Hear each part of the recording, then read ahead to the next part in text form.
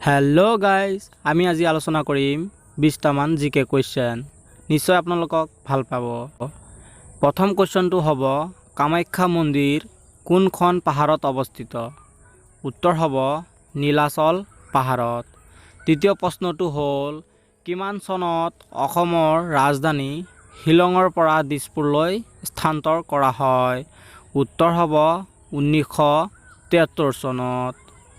3 number প্ৰশ্নটো হল কিমান চনত অসম সাহিত্য সভা গঠন হৈছিল।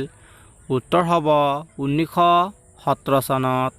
4 নম্বৰ কোৱেশ্চনটো হল অসম সাহিত্য সভাৰ প্ৰথম অধিৱেশন ক'ত অনুষ্ঠিত হৈছিল। উত্তৰ হ'ব শিৱসাগৰত। 5 নম্বৰ প্ৰশ্নটো হল অসমৰ সাহিত্য সভাৰ প্ৰথম সভাপতি কোন আছিল। উত্তৰ হ'ব পদ্মনাথ গোহাঞি বৰুৱা। 6 নম্বৰ প্ৰশ্নটো হল অসমত বৰ্তমান কেইখন ৰাষ্ট্ৰীয় উদ্যান আছে। উত্তৰ হ'ব 6খন। 7 নম্বৰ প্ৰশ্নটো হল ব্ৰহ্মপুত্ৰ নদীৰ ওপৰত থকা নৰনাৰায়ণ সেতুৰ কোনখন ঠাইক সংলগ্ন কৰিছে। উত্তৰ হ'ব পঞ্চৰত্ন আৰু যোগীঘোপা। 8 নম্বৰ প্ৰশ্নটো হল অসমৰ প্ৰথম মুখ্যমন্ত্ৰী কোন আছিল। উত্তৰ হ'ব লোকপ্ৰিয় গোপীনাথ বৰদলৈ। 9 নম্বৰ প্ৰশ্নটো হল মহাপুৰুষ শ্ৰীমন্ত শংকৰদেৱৰ জন্ম কেতিয়া হৈছিল। উত্তৰটো হল 1449 চনত।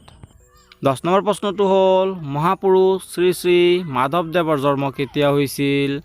উত্তৰ হ'ব 1489 চনত। 11 নম্বৰ প্ৰশ্নটো হল প্ৰথম অসমীয়া বোলছবি জয়মতী কেতিয়া মুক্তি লাভ কৰিছিল। উত্তৰ হল 1935 চনৰ 10 মাৰ্চ তাৰিখে। 12 নম্বৰ প্ৰশ্নটো হল প্ৰথম অসমীয়া বোলছবি জয়মতীৰ পৰিচালক কোন আছিল। উত্তৰ হ'ব ৰূপকোঁৱৰ জ্যোতিপ্ৰসাদ আগৰৱালা। 13 নম্বৰ প্ৰশ্নটো হল অভিৰুচি ক্ৰীড়া দিৱস কিমান তাৰিখে পালন কৰা হয়। উত্তৰ হল 3 ছেপ্টেম্বৰত। 14 নম্বৰ প্ৰশ্নটো হল অভিৰুচি ক্ৰীড়া দিৱস কোনজন দৌৰ ক্ৰীড়াবিদৰ জন্মদিনৰ উপলক্ষে পালন কৰা হয়।